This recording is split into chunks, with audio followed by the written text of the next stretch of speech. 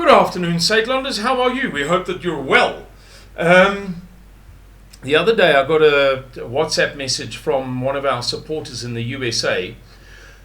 One of the most intelligent people I've ever met. I think 4 of the 10 brightest guys I've ever met in my life, brightest people, are from the USA. Just, you know, the right wing in the USA, or the alt-right if you prefer, is really the cream of the crop of the United States. You don't find anywhere, under any circumstance, people as well-dressed, as bright-eyed, as fresh-faced, as bushy-tailed, as well-deported, as well-spoken, as polite, as well-mannered as in the USA, you know, whether it be at a hotel or in the Walmart, obviously, or any of the other chain stores, or, man, you name it, as you do in right-wing or at right-wing occasions. Very, very classy people, very much a sort of an upper crust. Not necessarily wealthy, but classy. And anyway, this guy is one of those people, and he has been to South Africa. He's come here to visit Saitlanders. He visited, I think he might have been to Louis Hutton and to Louis Latergan's farms. In any case, he sent me a message as highly intellectual as ever, and I kind of had to decipher the intense language that he uses. And the gist of it was to do with Zimbabwe never ever having had a proper crisis. And I said to him that I would dispute that. And I said it in a good tone, not to say I'm right and you're wrong, because this guy's well informed. You have to tread carefully before you hold disputes with these people. I said, but I would class the land invasions as a crisis. That was a genuine crisis that precipitated a decline in the farming production in Zimbabwe that led to a wave of poverty sweeping through the society that led to mass emigration. I said that prior to that, there was an incipient, the beginnings of an emerging financial crisis. And it is my personal opinion that the land invasions in Zimbabwe were not about the redistribution of land per se, but about placating or mollifying the core supporters, the middle management, if you like, middle and senior management of ZANU-PF, in anticipation of a crisis. You know, Zimbabwe was in an incipient financial crisis already, according to me. The leadership could see it coming, and in order to bolster their security as ZANU-PF, they initiated the land invasions. They kind of gave the kids sweets so that they wouldn't cry over whatever it may be, you know. So those, I would say, were two crises very closely related to one another. And I went on to say that the Gukurahundi was another crisis. I would class that as a genuine, proper crisis. And he replied to me saying, how come we don't know about this? Why is it not spoken about? And I thought to myself, I wonder if there are Saitlanders who don't know about the Gukurahundi, spelt as per the writing on the screen there.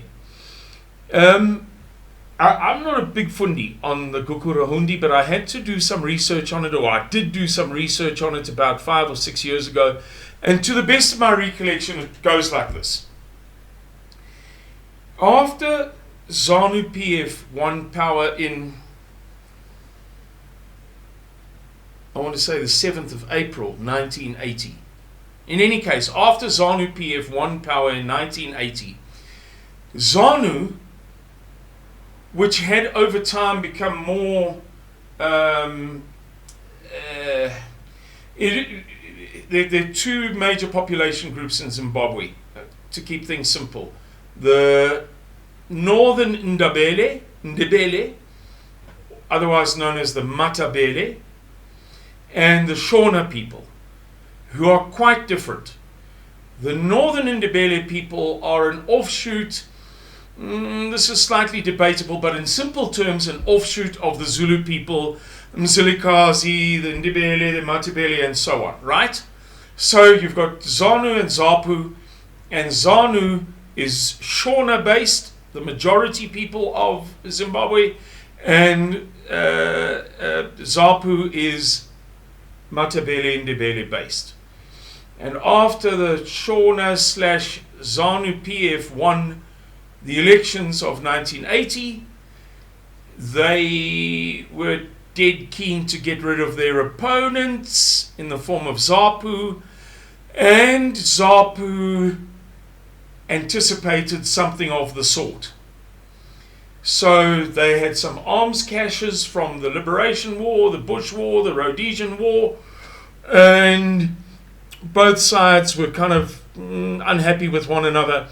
And eventually, in early 1983, 81, 82, 83, yeah, just about 2.5, 3 years following Zimbabwean independence, the first multiracial independence elections,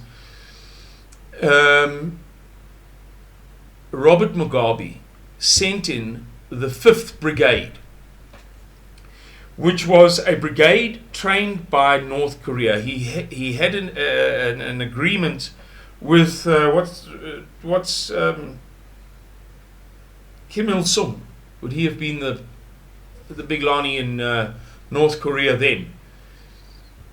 To give his armed forces some training. And he said, previous to these events, he'd already made these arrangements well in advance. And he said, he's on record as saying, to deal with malcontents or something like that. So he'd been lining this event up for a long time.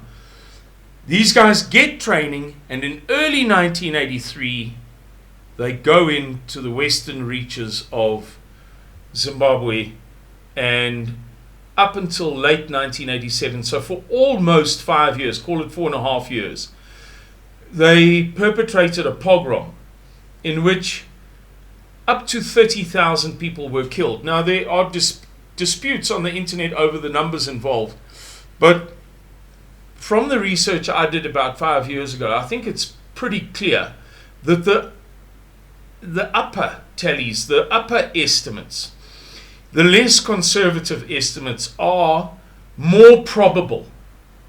The Roman Catholic Church was particularly good in keeping a record of reports of slaughters and so on. And their reports, what they were able to verify, and the reports that were credible, mean that the total was well over 20,000. And may have been more. There may have been some people they didn't account. So over this 4.5 year period, somewhere towards, or somewhere between, let's say 22 and 30,000 people were slaughtered in cold blood by the North Korean trained 5th Brigade between early 1983 and late 1987 in an event, or a program if you like, known as Gukurahundi, which is the name that Robert Mugabe gave that North Korean trained 5th Brigade well in advance. He said long beforehand, you oaks must watch out, we're coming for you, and these oaks are going to we're going to have some training done, and these guys are going to be called the Gukurahundi. And he said it to make people aware of what he had in mind. He gave that name for a reason. Gukurahundi means just the rain that washes away the mealie chaff or something like that, or the corn chaff, the wheat chaff. And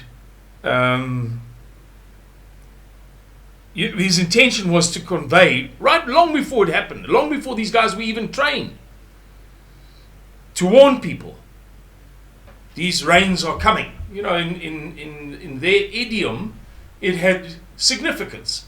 People knew exactly what he meant. You know, wash you all away, like chaff in the rain. So the long and the short of it is, of this video, the gist of this video is that I'm really just mentioning something that somebody brought up and hoping that there may be some people who didn't know about this, and it only took me 10, 11, 12 minutes of my time to remind people or to inform people, perhaps for the first time, of something that the mainstream media doesn't talk about. You know, if the Armenians slaughtered 30,000 Azeris or Turks over a 5-year period, everybody would be talking about it today. If the British slaughtered 30,000 Welsh over a 5-year period in the 1980s, there would be no end of wailing and gnashing of teeth. But because it's not politically correct to talk about the failures of the paragons of post-colonial integration, post-colonial expression of human liberty in Africa and other countries, you know, it doesn't get mentioned, as it would if it happened in the USA, Canada, France, or wherever. So, yeah, for whatever that's worth to you guys, thank you very much for listening. Take good care of yourselves, and we'll speak again soon. God bless you, and bye-bye.